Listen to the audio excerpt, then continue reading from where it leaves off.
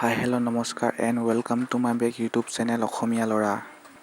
তো মই কেইদিনমান আগতে পাৰ্চেল এটা অৰ্ডাৰ দিছিলোঁ চবচিত। তো ব'লক পাৰ্চেলটো আমি এতিয়া আনবক্সিং কৰোঁ।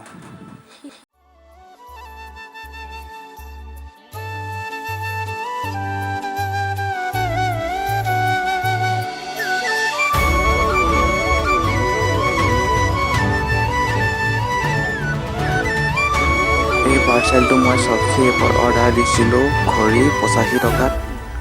তো চাওক কেনেকুৱা কি হয়। যদি ভিডিঅ'টো ভাল লাগে like comment share and subscribe কৰি দিবা।